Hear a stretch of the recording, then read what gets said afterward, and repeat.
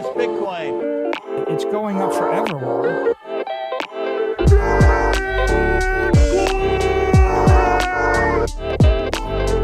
You're against Bitcoin, you're against freedom.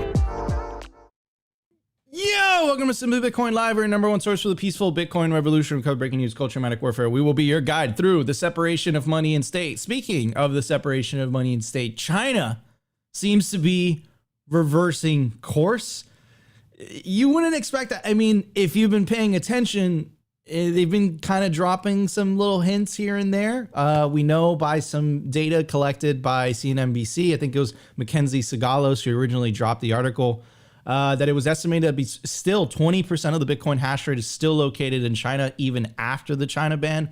And then the news from Hong Kong started coming out, where Hong Kong seems to be trying to attract Bitcoin companies or Bitcoin and altcoin companies to set up shop in Hong Kong. And Hong Kong is a semi-autonomous region. You know, supposedly it's one country, two systems. But they have been cracking down a lot on freedom of speech and all that stuff over there. They wouldn't be able to do this without Beijing's approval. And that isn't just Simply Bitcoin saying that. There's articles that have said that. Bloomberg has said that. I know another publication has said this as well. So I don't think it's a coincidence that literally a couple months later, an article dropped out. It dropped originally in Mandarin. And then Yahoo News published the article late at midnight today. And it says, China court says virtual assets legally protected as properties. So, you know, this 180, basically. We know that the CCP, who is, you know, the governing body of mainland China, or the governing political party, they absolutely hate Bitcoin. They're all hell-bent on pushing forward the central bank digital currency system with the social credit system, all that stuff. They don't like freedom money. But this is something that Alex Gladstein has written about, where he wrote an article for Bitcoin Magazine called Bitcoin is the Trojan Horse for Freedom. And he made the case that NGU technology and freedom enabling technology, they're inextricably linked. You can't separate the two. I see Opti laughing in the background to my pronunciation. Sorry, not sorry. But I think this is a testament to Bitcoin's incentives. And even if you are from one of the most totalitarian countries in the world, you know, we always hear that Nayib Bukele is a danger to democracy, a danger to democracy. We never hear that about China for some reason. They don't even have democracy, right? So yeah, it's just interesting how Bitcoin's incentives are irresistible. And this is actually one of Opti's like famous lines, right? It's like, you can't ban yourself. I forget. Let me bring up Opti so that he could actually say the line. Opti, how do you say it? Again, just to be clear, I didn't create this. I just propagate the meme, but you can't ban Bitcoin. You can only ban yourself from Bitcoin. Boom. Exactly. Right. So you can't ban Bitcoin. You can only ban exactly. So, and then we see that with the hash rate, right? People are willing to go to jail to mine Bitcoin. That's so crazy. Right. And then there are some numbers that were coming out of Binance that apparently it's like 20% of the exchange volume is still coming out of China. Right. So it's some absurd amount. And this is Bitcoin's incentives. And this is something that we've been propagating. And this is something that we've been talking about for a very, very long time in the separation of money and state. In this process that we're all kind of living through these days, is what they have is coercion. They can coerce people into using state money, to using money that has control, surveillance, inflation built in. But Bitcoiners don't have to rely on coercion. We just have incentives. Our money has a better incentive structure. And I think that's why at the end of the day, we're going to win this thing eventually. The only question is, how long is it going to take and how painful is it going to be? And that's the big question, right? Corey Clipston from Swan wrote this amazing article, highly recommend it, called The Race to Avoid the War. And he's talking about we have to win the race. We have to get in a minority of people, an intransigent minority that's not willing to bend on a certain issue, that is holding Bitcoiners, that's holding Bitcoin, and they're not willing to bend. They're just saying like, look, like this is, you know, like this is my wealth, this is my future, this is the money I decide to use. And then it becomes a voting issue, a policy issue that just doesn't move. the example that I would give for you guys is the gun lobby in the United States. Like, look how hard it is to pass a gun law. Whether you agree with them or not, obviously you guys know we're freedom maxis, so I'm a big fan of the Second Amendment personally, but I respect people's different differing of opinions, of course. But you know, look how hard it is to pass gun laws in the U.S. It's almost impossible. Why? Because there's a good amount of people that are big fans of guns in the U.S. So it's like impossible to pass a law. Hopefully Bitcoin gets there sooner rather than later. So anyways, it's a very interesting development from China. And again, I think it's just a testament of Bitcoin's it's an example of Bitcoin's incentives. Wow, it's Monday. Getting going. I drank some coffee. It's a holiday. Nico usually doesn't drink coffee, and I drank coffee this morning. Well, let's be clear. That was more sugar water than coffee, but we'll let it slide. Yeah. I like my frappuccinos, bro. I like my frappuccinos. Anyways, we have Mickey. Mickey is part of the corporate media machine. So we convinced him to come on the show today. But do not believe anything that comes. I'm just kidding. Mickey, thank you so much for coming on the show. He writes for Forbes. He originally sent me a message saying that, look, you guys are not looking at it. You guys aren't looking at how the legacy media is covering this 100% fairly. So I said, Mickey, come on the show. Let's talk about it. Let's have a discussion. So we're honored to have him on today. Mickey, thank you so much for joining us. Yeah, thanks for having me. Appreciate it, bro. So why don't you tell everybody a little bit, about who you are and, what you're doing and etc. Yeah, so sort of a quintessential pleb who got sort of sick of his job about 1.5 years ago. But I owed some time, right? And so sort of that low time preference way of exit, trying to figure out proof of work project. So reached out to some companies. They weren't really interested in free labor.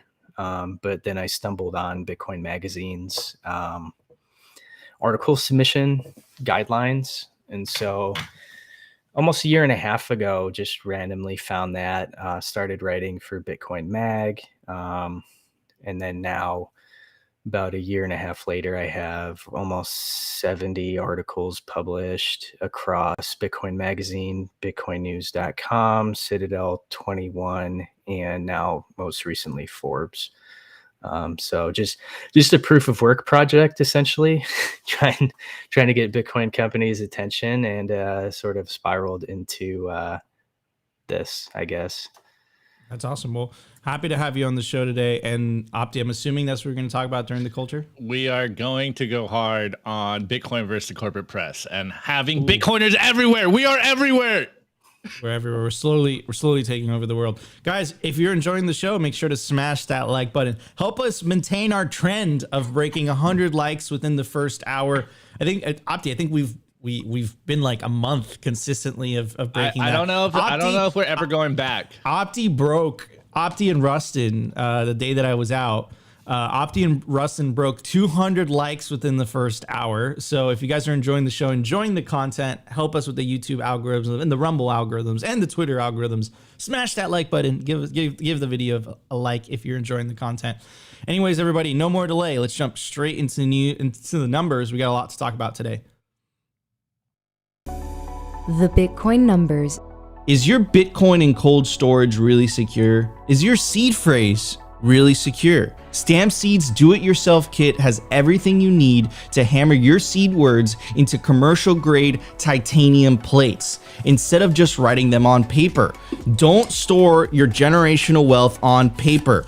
Paper is prone to water damage, fire damage. You want to put your generational wealth on one of the strongest metals on planet Earth, titanium. Your words are actually stamped into this metal plate with this hammer and these letter stamps. And once your words are in, they aren't going anywhere. No risk of the plate breaking apart and pieces falling everywhere. Titanium stamped seeds will survive nearly triple the heat produced by a house fire. They're also crush-proof, waterproof, non-corrosive, and time-proof. All things that paper is not, allowing you to hodl your Bitcoin with peace of mind for the long haul. Stamp your seed on Stamp Seed. All right, everybody. I made it super easy for you guys. You actually have no excuse whatsoever. You can scan the QR code on your screen. It will take you directly to the Stamp Seed website where you can buy yourself a titanium seed phrase storage kit so that you don't have to store your generational wealth on paper, so that you don't have to explain it to your grandchildren why you lost your generational wealth because your dog ate it or you dropped it in water or there was a fire. If you put it on titanium, it ain't going anywhere. Anyways, at the time of recording, the Bitcoin price is 25,835 sats per dollar, 3,871. Block height, 806,220. Blocks to halving, 33,780. Halving estimate, April 21st, 2024. Total Lightning Network capacity, 4,705 Bitcoin.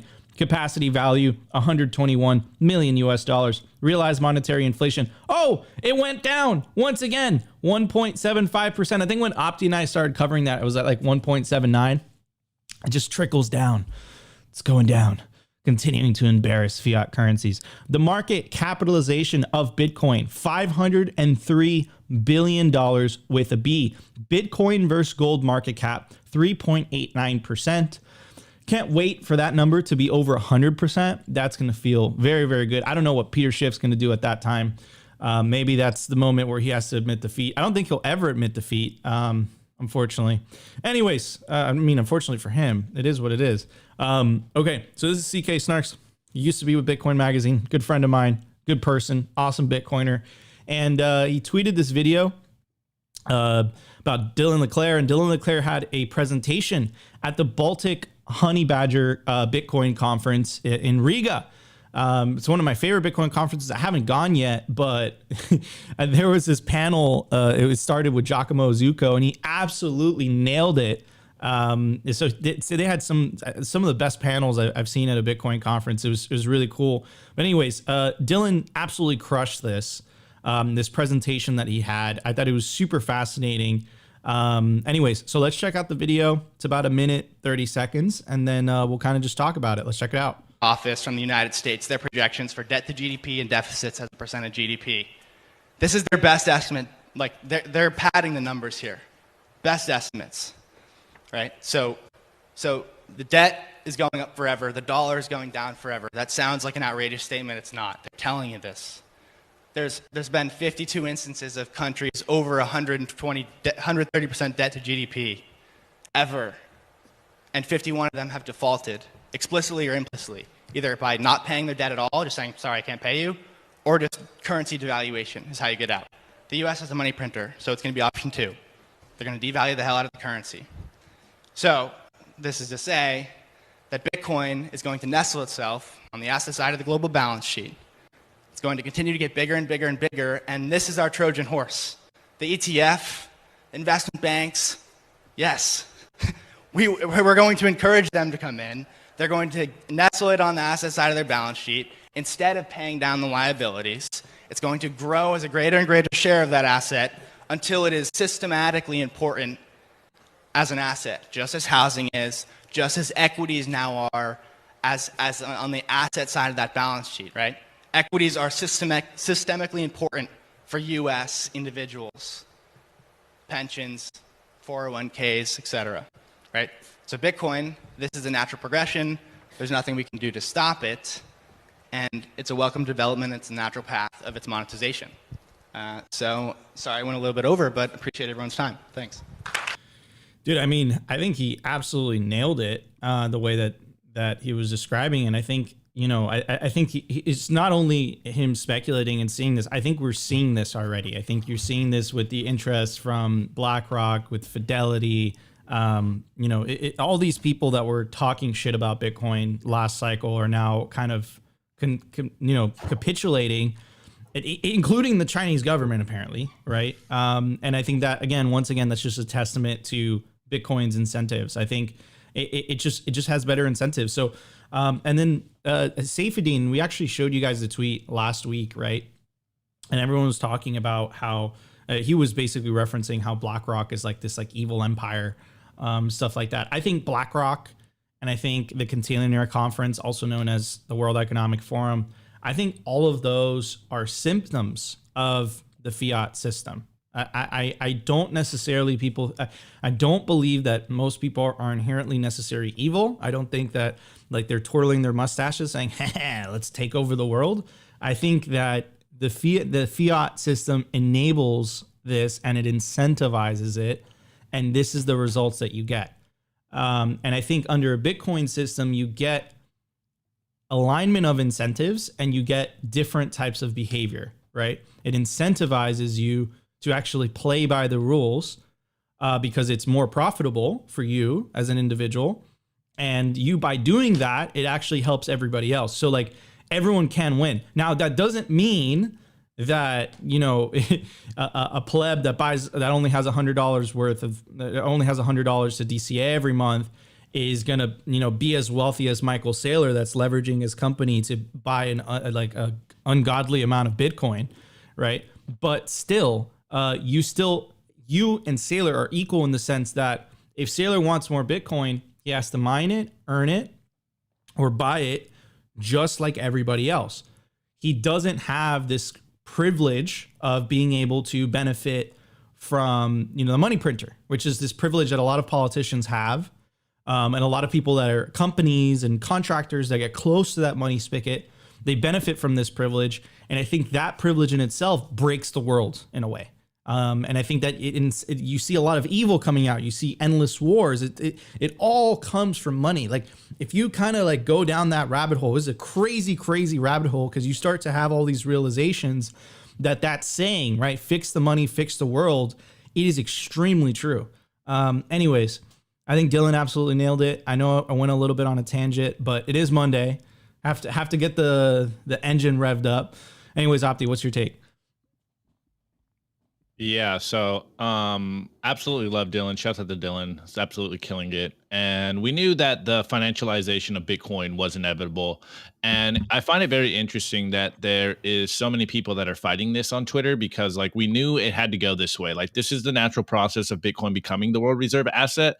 So it's just very interesting to see people have a knee-jerk reaction by, you know, just hating so much on these institutions coming in and embracing Bitcoin because we knew that this would happen.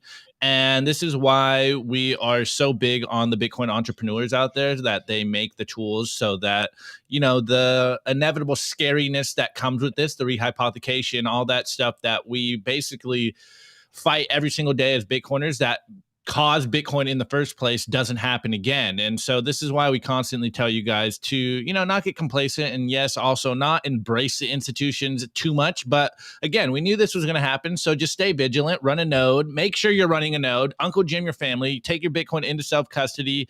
And of course, guys, like, don't sell your Bitcoin to these institutions. Like hodl through the hodl buyout zone, enjoy the ride. It's going to be fun. And just keep stacking, guys. And yes, I know we all have hopes of our measly stacks to one day make us the Michael Saylors of the world, but you need to continue to stack. You need to continue to get your cash flows up, continue to provide value, and save in Bitcoin. That's literally all you have to do as a Bitcoiner, is just constantly have some excess and save it in Bitcoin. Make sure your profits go into Bitcoin. Make sure more people know that there is a solution to this stuff. But again, I find it interesting how there is so much, I don't know, knee-jerk reactions and hate towards this stuff happening when, like, we knew this was going to happen eventually. And here we are. Like, it's happening now. And moving forward this next year and a half, 2 years or whatever, it's going to be very interesting to see the Bitcoin price react to the craziness of the world and the fact that all this capital is flowing into Bitcoin. So, hey, man, it's going to be a fun bull run as far as I'm concerned. 100%. Mickey, what's your take on all this? So, I mean, with the state of like federal deficit, you know, even if government spending froze at the level it was today, just the fact that they're paying $1 trillion on interest and they have that deficit, the federal debt is sort of going to grow every single year, even if nothing else does. And as with interest rates kind of higher than they've been in like the past 20 years, interest on the debt and then the other debt is just, that's the debt spiral that Greg Foss talks about all the time. And so people say higher for longer with the Fed, but I really think it's going to sort of force their hand, right? And then once yields sort of collapse back to where they've been for the past 20 years, I think it's going to start incentivizing, banks and institutions to start diving into Bitcoin with more seriousness and more urgency. Because they saw what happened last time. So they had the yields collapse, they're sort of levered up, and then banks went out of business when the yields went back up because it crashed bond prices. And so they're going to need some collateral that's going to help them sort of shore up their balance sheets. And I think that's going to be Bitcoin. Yeah, I 100%. All roads lead to Bitcoin. I agree with that.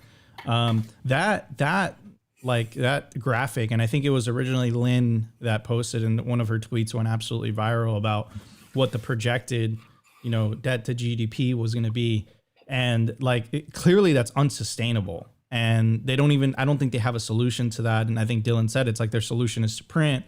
If they continue to print money, we've always said it on the Simply, it's a wealth redistribution mechanism from the lower and middle classes that don't have the means to save in assets to the very wealthy and back to the government, right? And I think everyone sees this, and Bitcoin is the way out. Bitcoin is the solution to this, but you just have to choose.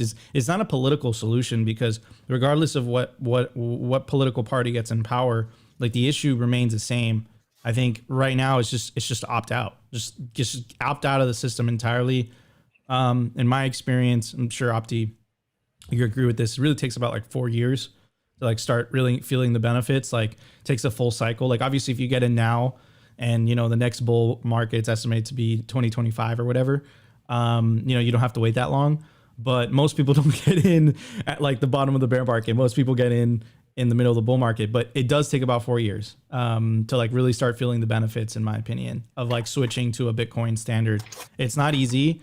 I think it's easy on paper. If I told you all you got to do is hodl, you're oh, that's so easy. But psychologically, it does take you through a roller coaster, and your friends and family, they call you crazy for the first couple of years. My girlfriend, who's now my fiance, she's like, dude, this is nuts. This is whatever. It was only until number go up technology was doing its thing. She's like, I love Bitcoin. I'm a hardcore Bitcoiner now. But for the first couple of years, the people around you, they're like, dude, this guy's fucking crazy, So, but again, well, to be fair, Nico, we do usually act crazy once we have that epiphany of Bitcoin fixing everything. We just run in the streets yo, it's Bitcoin, stupid. Listen to me. You need to go all in on Bitcoin. And it's yeah, then you get over that hump a little bit and you're okay, maybe I need to work on my messaging a little bit and, realize that I don't have to yell at people constantly. I'm jaded, dude. I don't give at this point, I'm just bro, I'm going to make content this and this and that. But,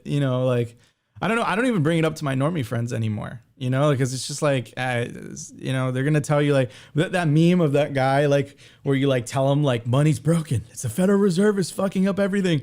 And the guy's he's grilling burgers. He's that's so crazy. How about the score of the game? Did you see the game last night? I feel it's a lot of that. You can only bring people to the door. They have to open the door themselves. That's what I got to say. Anyways, everybody, let's get to news. We got a lot to talk about. The Daily News.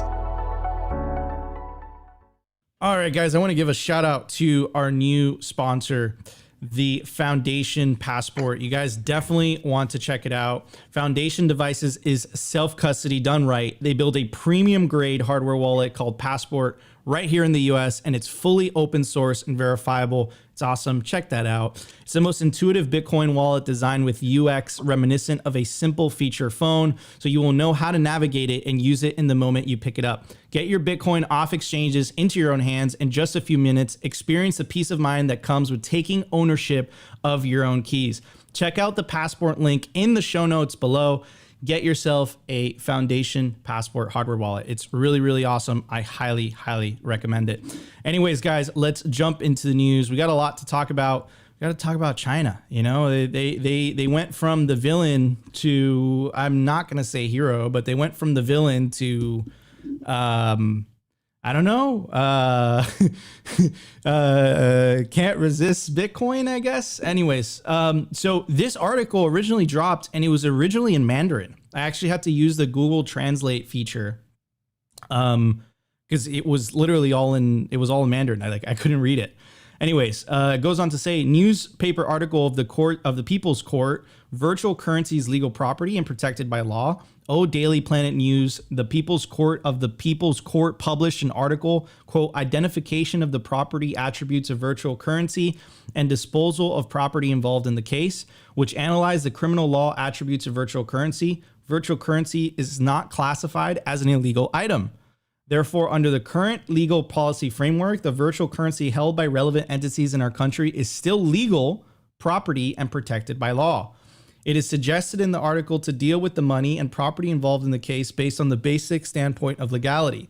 The author believes that for criminal acts involving virtual currency, the money and property involved in the case cannot be confiscated or returned at all and should be treated separately on the basis of unified criminal and civil law order to achieve a balanced protection of personal property rights and social public interests. That is so crazy. It's a total 180. And it made quite the rounds. Like it went, I think it was like Bitcoin News that originally tweeted it. The tweet went viral, and it seems to be being picked up by the legacy media as well. So this is Yahoo Finance. Here are some of the fun facts, or fast facts, better said. The report authored by the People's Court in the southeastern Fujian province said that the virtual assets have economic attributes and should be classified as property. The People's Court of the People's Republic of China serve as the state's judicial bodies that independently exercise judicial power, free from interference by administrative entities. Virtual assets held by individuals should be considered legal and protected by the law. The People's Court Daily reported said. The report further stated that crimes involving virtual assets, which are challenging for authorities to confiscate or restore, should be addressed using both criminal and civil laws to safeguard individual property rights and the broader public interest. Despite China's blanket ban on cryptocurrencies, local courts have issued rulings that recognize virtual assets as legal properties. Last September, a Beijing court declared that no laws, administrative regulations, or departmental rules deny the protection of cryptocurrency as a form of virtual property. Cryptocurrency usage appears to remain prevalent in China. In August, the Wall Street Journal reported that Binance users in China traded about $90 billion in crypto assets in May, which accounted for roughly 20% of the platform's global volume, excluding trades by some major traders. So, I mean, I don't... I mean, Bitcoin's incentive to stay winning. This is what I got to say. But it's not only the trading volume as well. It appears to be some of the hash rate. This is an article that we originally covered when it dropped. It's about roughly a year old or so. And it says covert Chinese Bitcoin miners still account for 21% of network hash rate. Now, that number has not been updated since then. But, you know, if you take the news that just came out today, plus the Hong Kong news, which I'm going to get to in a second, I mean, you could surmise that number has either remained relatively the same, perhaps a little bit lower. And here I think is the most telling. And when I initially ran into this article and we covered it on Simply Bitcoin, it really made me understand that Beijing has changed their stance on this a little bit. And I think the reason that they did that is the saying that Opti said in the beginning, right? You can't ban Bitcoin. You can only ban yourself from Bitcoin. And I think they see the writing on the wall. And I think what they're trying to do is take advantage of Hong Kong, which is, you know, this semi-autonomous region. It's isolated from the mainland to benefit from NGU technology, while in the mainland, you know, they still have their central bank digital currencies and they still have their social credit system. But this announcement by this court, I think it's just the beginning. And look, the reality is that if 20% of Binance's volume, which is the largest shitcoin exchange in the world, is still coming from China, that's a lot of people that still hold that in China, right? One of a good buddy of mine, which I grew up with, he lives in the mainland. And when the China ban happened, I texted him and I said, hey man, like, are you like, what's going on here? And I never forget his response to me. And I think it's just a testament of Bitcoin being this common language that unifies the world, no matter where your culture is. Like if you speak to a Bitcoiner from Kenya, from Nigeria, which we've brought on the show many times, or from Latin America or from Asia, we're speaking a similar language, right? We have that common denominator. And I never forget his response. He told me, he's like, in like a thick Chinese accent, like Mandarin accent. He said like, my name in Mandarin apparently is Niku. And he's like, Niku, if you can't kill the you can't kill the honey badger, you can only make it stronger. Right. So fact that he's telling me that thousands of miles away, and that's like a meme that like we say on Bitcoin Twitter, is like, that's a worldwide meme. That's the power of Bitcoin. Anyways, let's check out this article. I thought it was really interesting. It goes on to say Hong Kong wants to become an international crypto hub, even as jurisdictions like the US cast a weary eye on the sector. In August, the first licenses were issued under a new system to regulate crypto exchanges offering trading in tokens like Bitcoin and Ethereum. The regimen is part of Hong Kong's effort to attract fresh capital and talent back to the city after its reputation was tarnished by years of harsh pandemic curbs and a crackdown on political dissent. Initial reaction was largely positive from digital asset firms, but there was a lack of major new investment pledges. Hong Kong's push appears to have quiet backing from Beijing, even as mainland China sticks with a ban on crypto trading, which is something that we theorized on Simply Bitcoin. And it looks like the corporate media is starting to agree with us as well. And by the way, this wasn't only Yahoo News that made this claim. This original article, I think, came out of Bloomberg that said that Hong Kong has the quiet backing of Beijing.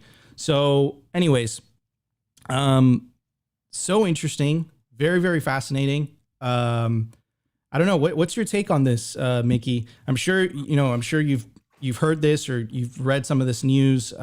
What's your take on what's going on? Yeah, it's sort of the same incentives playing out at the nation state level that are playing out in corporate media and in like Wall Street with the ETF, right? And so I think it becomes pretty evident pretty quickly that obviously you can't ban Bitcoin, you can only ban yourself from Bitcoin. And it's sort of like this international nation state level prisoner's dilemma, right? Where theoretically they could ban Bitcoin if all of the governments in all of the countries sort of collude together. It would make it a lot difficult. But at the individual nation state level, governments are sort of incentivized to cheat, to sort of cheat on that agreement because of, like they said, they want to attract capital. They want, the tax dollars from the trading, things like that. They want to leverage that NGU technology to sort of make their regime stronger. And so, it's just incentives playing out all the time. People like to point out Larry Fink, in BlackRock has their $10 trillion, but it's not their money, it's investors' money. And so, my perspective is how many ultra wealthy people were calling Larry Fink, telling him to sort of cut out that ESG nonsense and then start embracing Bitcoin because they want to cut, right? And everyone wants a piece of it. And so it's just, incentives win out over coercion in the long run. 100%. Opti, what's your take on this, bro? Yeah, well, we say it all the time on the show, Bitcoin's incentives stay winning. And this was a great, I was going to say thought experiment, but a great real-time experiment that Bitcoin is global and you cannot ban Bitcoin. So look, Bitcoin is a global phenomenon and you cannot isolate yourself from the consequences of not using the hardest money possible. You will get poorer and you will start to see, people that embrace Bitcoin get wealthier, live a better life, and you can't stop this phenomenon. And, I've said it so many times on the show. I absolutely love when governments come out and say that they're going to ban Bitcoin because it just proves in real time why you need something like Bitcoin. And now I remember when I got into Bitcoin, the China ban was like the biggest FUD story everywhere. It's like, oh, China's going to ban Bitcoin. Oh, they banned Bitcoin. Oh, they unbanned Bitcoin. And they're then walking it back, bro. Yeah, they're walking and now it back, exactly which is the craziest thing. And I mean, Nico, remember how many times they did this? There was like 7 times or something, or at least 5 times or something, where they banned it, they unbanned it, or maybe it was just a FUD story of they banned it to get a lower price, and then they finally ban Bitcoin mining. And, you know, as we were saying, it blue balled the bull market last year, or what was it, 2021 or whatever. It totally did. It totally did. And I don't see enough people like talking about that. Talking about like the fact, like, because you kind of have to, like, if you see it connected with the price, it is so obvious that, you know, it kind of neutered the last bull the last bull run. Like it was so freaking obvious. Opti, could you take it over while I pull this up for a sec? Yeah. So as I was saying, you know, like any country that wants to stop people from using Bitcoin, stop their citizens from benefiting from a hard cap asset and avoid debasement, will shoot themselves in the foot. And now we have this real-time experiment. Like we have a real-time example of one of the biggest countries in the world trying to ban Bitcoin, and they couldn't even stop it. So like that concern is completely off the table. And of course, we're still kind of feeling the effects of this because we have yet to make it into the next all-time high. We're still kind of in this bear market, crab market. And so it's still kind of happening where people are like, wow, you know, China banned Bitcoin and, you know, the price hasn't recovered. So we're still kind of in like the obituary phase. But this epoch of China banning Bitcoin just proves to the world that Bitcoin is unstoppable. Like the honey badger doesn't care. It will make its waves. Even within the country, people are still using it. And again, it just goes to show, like, this is the reason for Bitcoin. And if an authoritarian, tyrannical government goes to stop or try to stop Bitcoin, it just proves the very reason for Bitcoin's existence, that you need something that is censorship resistant, hard capped, and that cannot be stopped, because this is the separation of money and state. You do not want a small government or even a big government to be the sole controller of currencies. And here we are. We have real-time examples of this happening.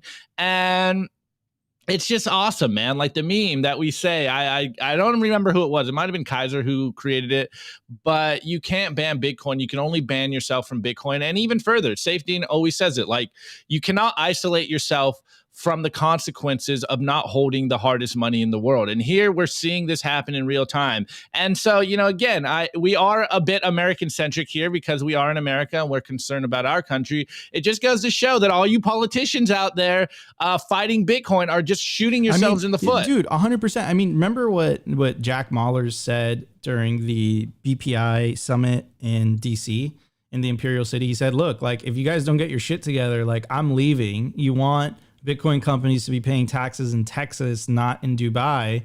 And then during the Bitcoin conference, Bitcoin 2023, he announced that he's moving Strike to El Salvador. Like, and I think that's what politicians don't quite grasp. Like, they don't understand. Oh, shout out Armin the Parman. I love this Bitcoiner. Anyways, so this is what I was talking about. And I don't see a lot of people talking about it on Twitter. Like, they talk about the FTX and the paper Bitcoin and how that played a role, but I don't see enough people talking about this, right? And this was, so the white line represents the price and the blue line represents the hash rate.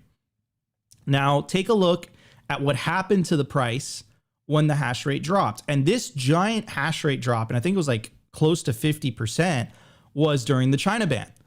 Right. And then why did the price follow it? Well, a lot of those Bitcoin miners that were based in China had to sell a lot of Bitcoin to relocate overseas. Now, something really interesting happened.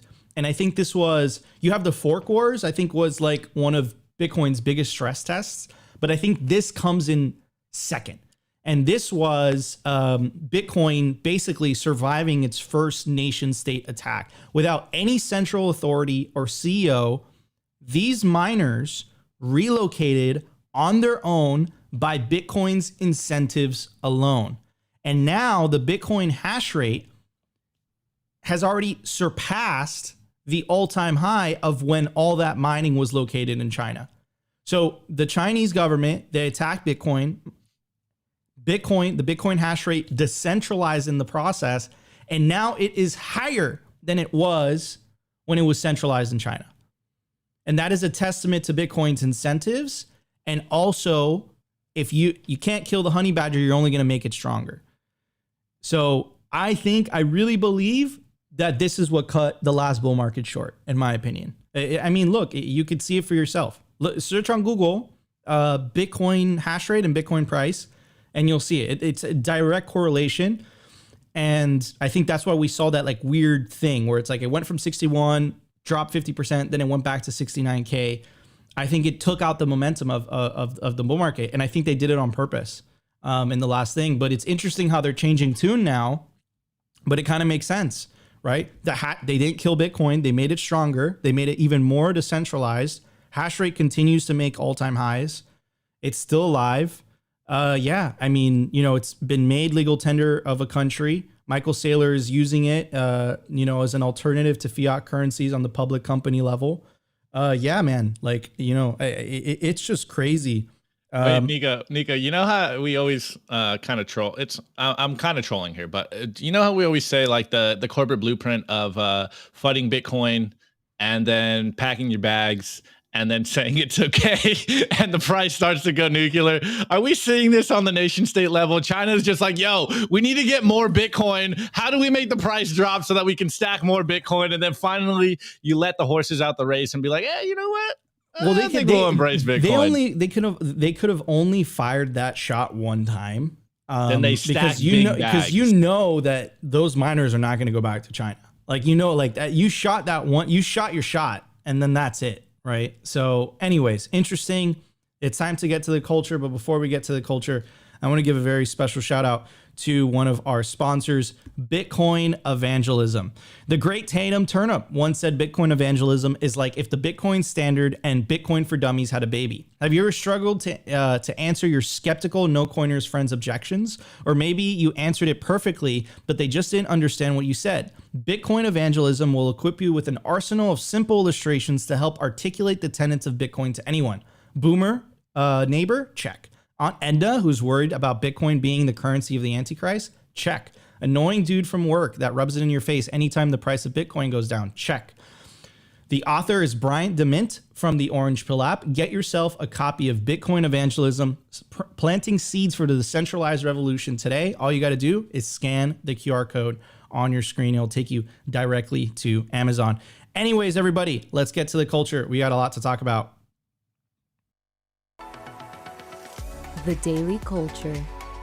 Brought to you by SwanBitcoin.com. Swan is the best way to build your Bitcoin stack with automated Bitcoin savings plans and instant purchases, serving clients of any size from $10 to $10 million. We love Swan because they incentivize self-custody and dollar cost averaging. What are you waiting for? Visit SwanBitcoin.com today. All right, guys, I also want to tell you about the largest Bitcoin conference on the West Coast, the Pacific Bitcoin Festival. It's October 5th through the 6th in Los Angeles, California. You definitely don't want to miss it. It's going to be the biggest Bitcoin celebration ever. The speaker list includes Jimmy Song, Lynn Alden, Greg Foss, Alex Gladstein, Corey Clipston, Preston Pish, Stacey Herbert, Max Kaiser, Stefan Livera. You definitely don't want to miss the biggest Bitcoin celebration on the West Coast, the Pacific Bitcoin Festival, October 5th through the 6th in Los Angeles, California. Anyways, Opti, what are we going to talk about today, bro? Yeah, of course. Well, before we get into talking journalism on the corporate level with Mickey in regards to covering Bitcoin, everyone in the chat usually loves a good how did you get to Bitcoin story. So Mickey, how did you become a Bitcoiner? So let's see. Early 2020, I was a captain in command at a unit in Fort Hood. And one of my soldiers started telling me about how he was earning money, like running a computer. So it turns out he was mining Ethereum. So I started digging into it. Didn't really understand all the crypto stuff, but I have an economics background from college, and so Bitcoin really sort of made sense to me.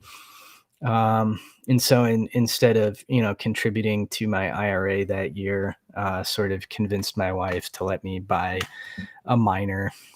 So I bought a GPU miner off of eBay, not really understanding what I was doing, plugged it into NiceHash and started mining shit coins, but being paid in Bitcoin. So essentially it's like a cloud mining service. So I didn't even understand that really. All I knew, I plugged in a computer and I was earning Bitcoin.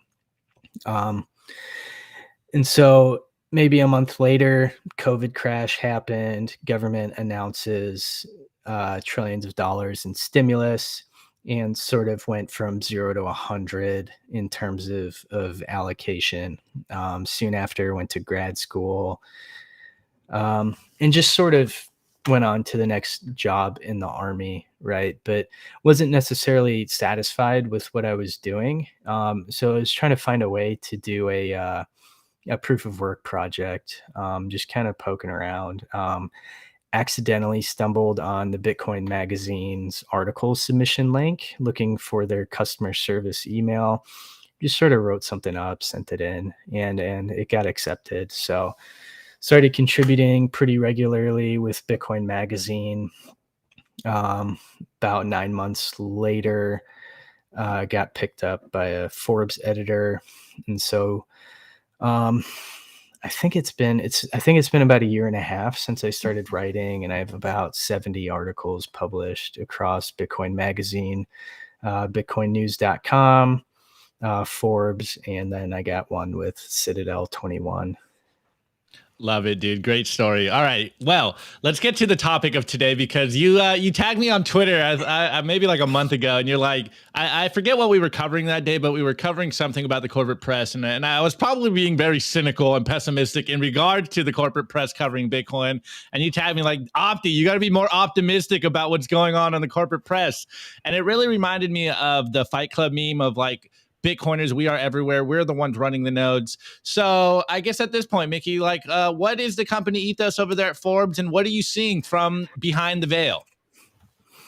Yeah. So when the Forbes editor reached out via friend, they were looking specifically for somebody to cover Bitcoin. And since I had been publishing for almost a year, Bitcoin specific, Bitcoin Mag, it was kind of a natural fit. And since onboarding me, they've actually onboarded several people. And sort of the thing that annoys me is that, like, so you had like that day or that week that BlackRock announced the ETF, and then somebody screenshotted, like Forbes digital assets section where they have all this positive news about Bitcoin. And it's like, oh, now BlackRock granted Forbes permission to write about Bitcoin in a positive light. Well, it's like, no, actually, no. You just noticed today that Forbes has been publishing positive articles about Bitcoin. But so when I onboarded, essentially what you get is you get like admin access to the site, and you can publish articles via like this portal page. So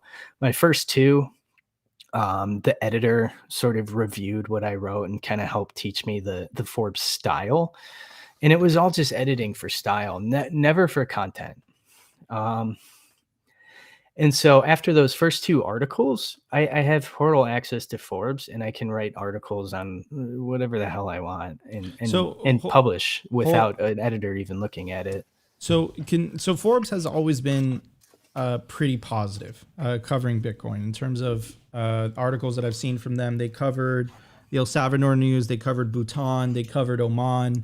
When it was announced that Oman was going to invest $1.1 billion into mining infrastructure, when they released that famous article that we covered, that the Kingdom of Bhutan has been secretly mining Bitcoin for years. So they've always kind of had a more positive spin. So but my case would be, can both things be true? Because I don't think you could say the same things about publications like the New York Times. And then, I think Washington Post has been pretty hostile, The Economist. And at what point look, I'm so jaded to this point, and I've had such a bad experience with the legacy media. And I actually brought this up to Max and Stacy at BitBlock Boom when they were on the news desk with us. Clearly, some of these publications aren't really interested in truth. I think they're more narrative based. I obviously don't believe the same thing as Forbes based on what your experience is there. And based on some articles that I've read that have come out from Forbes, I haven't really seen any hit pieces. But I don't think the same thing applies to other publications that clearly have a more malicious spin when they're covering certain topics. So what's your take on that? Yeah, so I wrote an article for Bitcoin Magazine a couple months ago when Peter Zihan, whatever his name is, went on Joe Rogan and said that stupid comment about Bitcoin going negative, right? And I think at this point, like corporate media and experts of all sorts sort of sacrifice their long-term credibility by remaining intransigent to Bitcoin, right? And so at this point, they sort of seem like they're grasping for straws, and yeah, so there are some like overtly hostile media organizations. What is their right? motive? What are their motivations? Why are they hostile? That's the part that we've been trying to figure out for like 2 years now, Opti, right? Been kind of beating that drum. So why are they openly hostile towards Bitcoin? What is your belief? I think it's ideology. I think they're ideologically opposed to it. What are they ideologically opposed to? Freedom money, like money that doesn't steal from you, non-inflationary money. Yeah, so it seems like they sort of focus on the ESG energy narrative, like Bitcoin is a waste of electricity, right? And so I think it's sort of like this intransigent ideology mixed with massive egos that just sort of prevent them from learning. And I think that's sort of most of it, right? It's just ego and ideology mixed together, and they don't. I think it's only a matter of time before they sort of pivot though and see the writing on the wall. Yeah. Okay. That's interesting. Interesting. Opti, what's your take on all this? I mean, I think it's kind of like, well, without getting like conspiratorial and following the money of who owns those companies that are very negative towards Bitcoin, you can very clearly see that there is some connections. But it's just, I think it's very awesome to see that Forbes is actually giving Bitcoiners just like free reign and being like, all right, guys, like, hey, write what you think is interesting and we can post this on our channel. So my question is Forbes becoming the de facto corporate Bitcoin machine? Potentially. And so the interesting thing is like, I don't even know how to toe the party line at Forbes because I have no idea what the party line is. The editor I have, tweets about cold cards and Bitcoin being a girl's best friend, things like that. And, every once in a while she'll sort of like, she'll shoot me an email and say like, hey, I think this is a great idea for you to cover. Like, here's a thing that happened, but never once have they ever said like, you need to cover this way, or like, I don't like what you said about that article.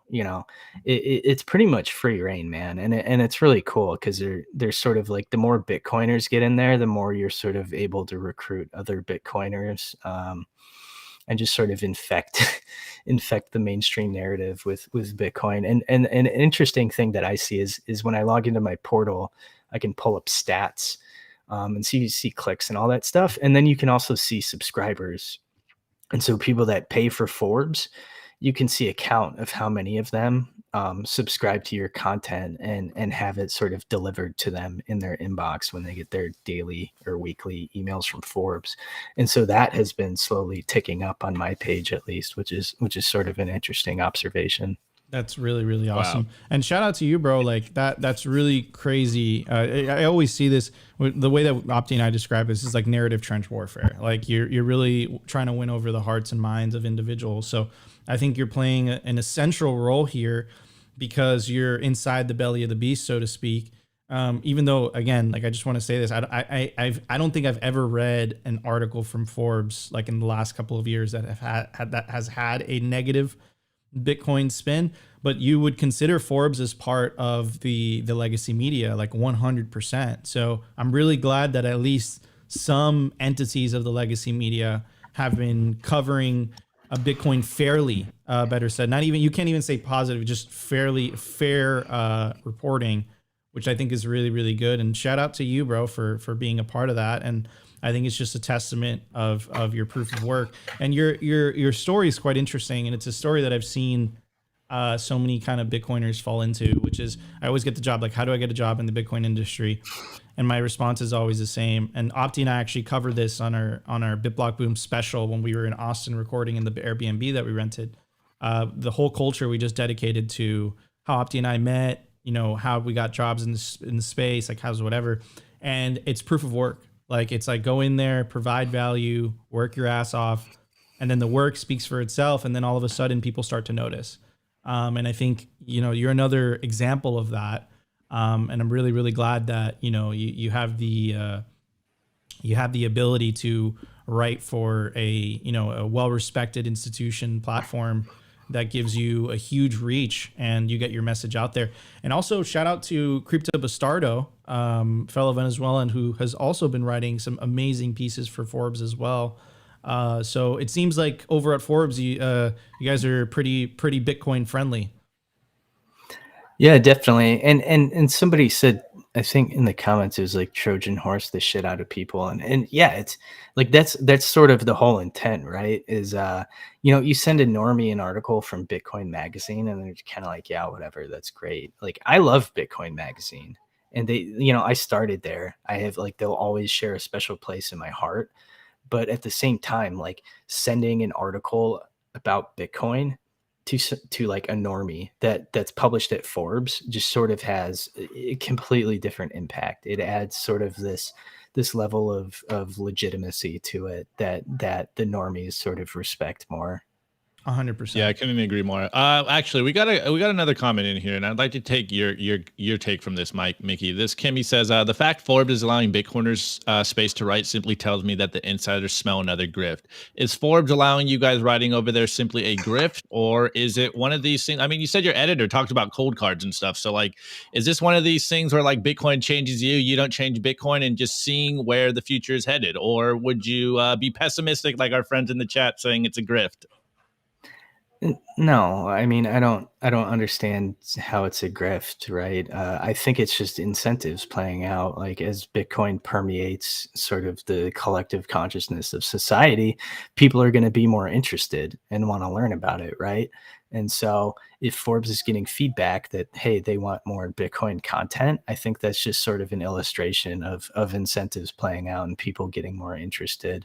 I don't really understand how Forbes could be grifting by writing, you know, allowing me to, like, write whatever the hell I want.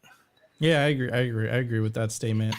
Anyways, guys, before we move on to the memes, I want to give a very special shout out to one of our sponsors, Bitcoin 2024. It's going to be the largest Bitcoin conference on planet Earth. They changed locations. It's not going to be in Miami this year. It's going to be in Nashville, Tennessee, July 25th through the 27th, 2024, the year of the halving. You want to get your tickets quickly before the prices go up. For a GA, it's $349. For an industry pass, I recommend getting that ticket if you're trying to get a job in the industry. It's $849.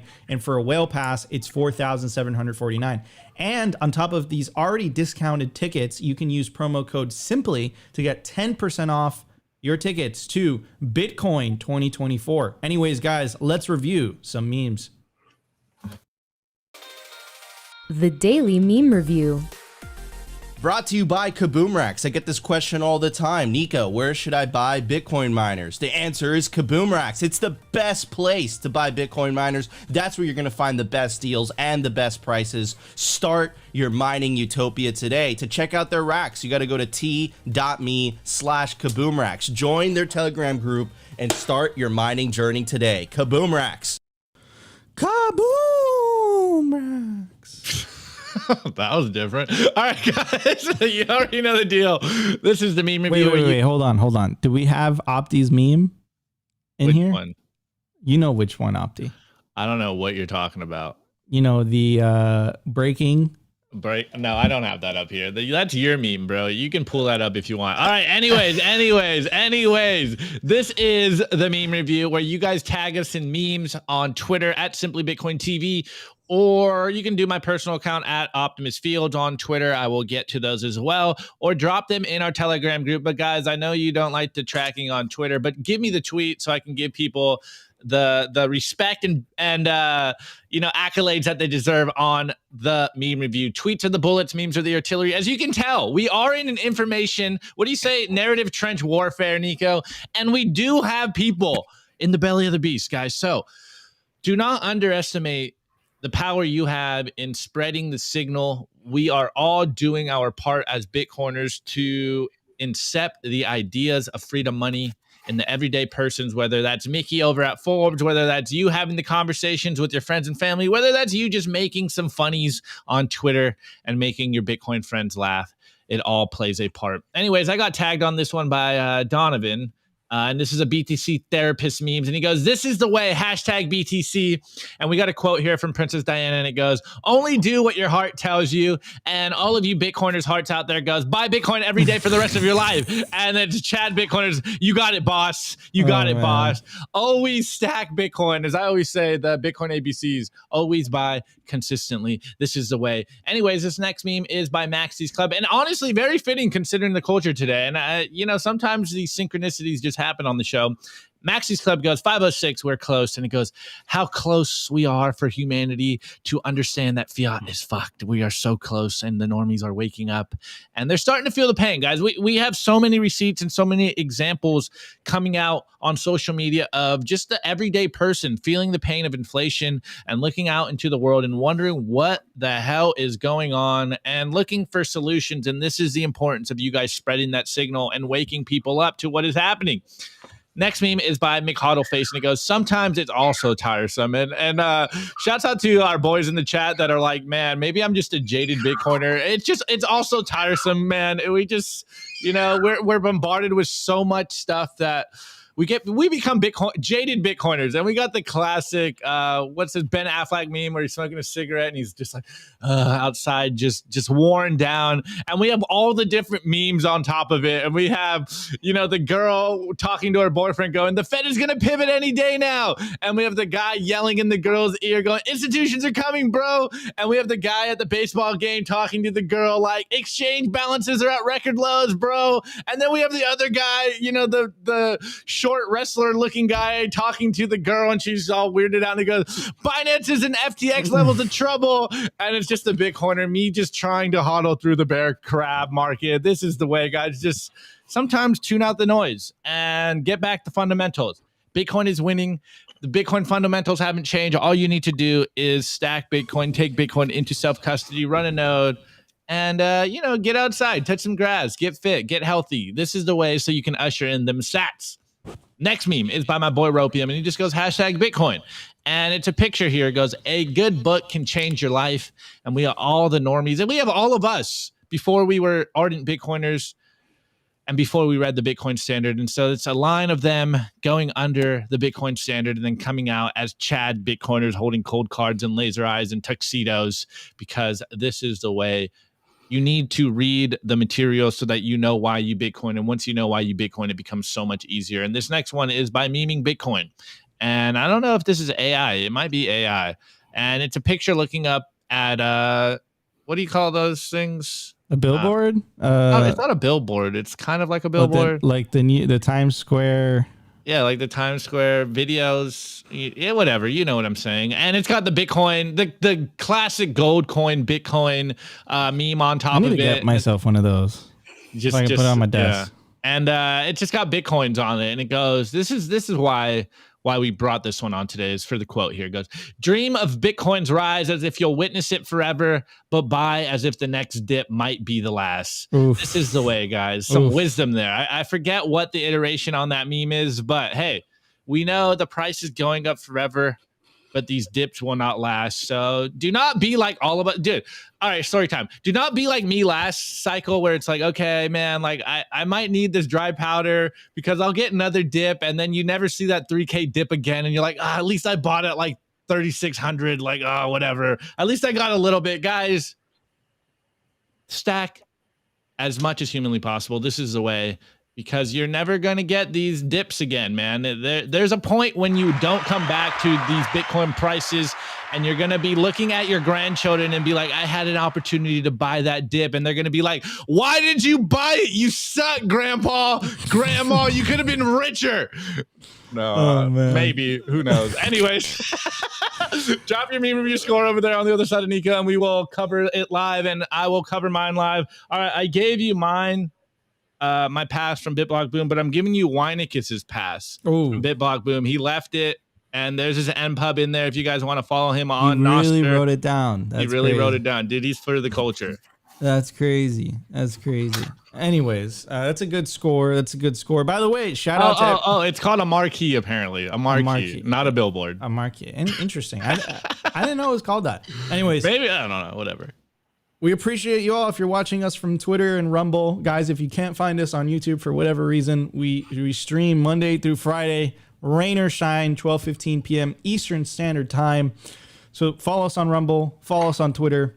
I think we got like 40 people watching from Rumble, so shout out to you guys over there. It's nice. It's nice getting viewers from other platforms. It's quite refreshing. My score is going to be a meme that I dropped on Saturday, and basically Christine Lagarde was vacationing in the French Riviera, and Opti was caught in the picture. Well, guys, I had a great weekend on the French Riviera. Fortunately, I am back and I have to work on this holiday. But hey, you know, you don't stop. The grind don't stop. We're out here stacking sats. Did you get fiat? Did you get some euros from Chrissy? Dude, I am Chrissy's sugar baby. She paid good. All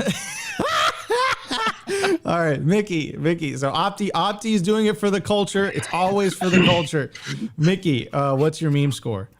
Yeah, so my meme score kind of wanted to rip off some band-aids of an old fight, and I brought a lightly oiled carbon steel pan, which is better than stainless steel. Carbon steel. Okay. Yeah, it's better than stainless steel and cast iron. So Damn. Wow. Okay. New let's start a new competitor. war. Look at that. Wow. Okay. Yeah, wait, hold on, Nico. Just like good Bitcoiners, we always just like rehash the memes and the arguments every other couple of months to just stir shit up. Carbon steel, Congrats, bro. Mickey. That's pretty badass, bro. That's Carbon awesome. steel, man. All right, so I have to mention this, or wine will literally kill me. Guys, check out our merch. It just dropped. You got to check out our merch shop. I literally have a shirt right here. It's the Simply Wait, show the Bitcoin. tag, Nico. It looks good. It's clearly on there. You can see the tag clearly. Look, we pay attention to detail. Bitcoin or slavery, it's on there. simplybitcoin.tv takes us. So this isn't a cheap t-shirt. This is high quality. It's made from our friends over at Represent. So check it out. Get yourself some Simply Bitcoin merch. All you got to do is scan the QR code. Take you direct to the website. You can pay in Bitcoin. So yeah. Anyways, guys, drop your scores in the live chat and we'll get to them. First score by Kim Gage. I score those memes. You've successfully withdrawn 0.0499 Bitcoin from your account. Okay, I like that. Yeah, taking Soft it flex. into self-custody. Elaine Lowell, Trojans jump out of the horse, throwing down their FUD weapons to embrace Bitcoin because they need it too. Very, very nice. Next one, Opti. Hold on. There's a delay. There's a delay here. There's a delay. Oh, we got one. Johan Greenhill. I give the memes a date with Opti's ex-girlfriend. Jonathan. Oh. Hey, you can have her, bro. She pays well. All right, we're out of time. Guys, if you enjoyed the show, you know what to do. Smash that like button. I'm your host, Nico. Is my co-host, Opti. This is an episode of Simply Bitcoin Live. I want to give a very special shout out to our guest, the Plebeius Economist. Thank you so much for joining us today. Keep up the good fight within the belly of the beast at Forbes. Thank you so much for joining us, bro. Yeah, thanks for having me. And if you guys have a second, Bitcoin Veterans, new podcast featuring Alex Stanzik, Mike Hobart, Shane Hazel, and Gabe Lord and Operation Libertas. They talk about freedom and Bitcoin. 100%. Huge fan. Love those guys, homies. And yeah, big fan of all those guys. And check out Bitcoin Veterans. Anyways, guys, thank you so much for tuning in to another episode of Simply Bitcoin Live. If you enjoyed the show, you know what to do. Smash that like button. Consider subscribing if you feel like we provided you value. But the number one thing you could do to push this peaceful Bitcoin revolution forward is share Bitcoin content. Share this Bitcoin content. Share other Bitcoin content. Don't be exclusive. Be inclusive. Don't share shitcoin content. That's counterproductive. Have an amazing Labor Day. And we'll see you tomorrow for a brand new episode of Simply Bitcoin Live. Peace out, y'all.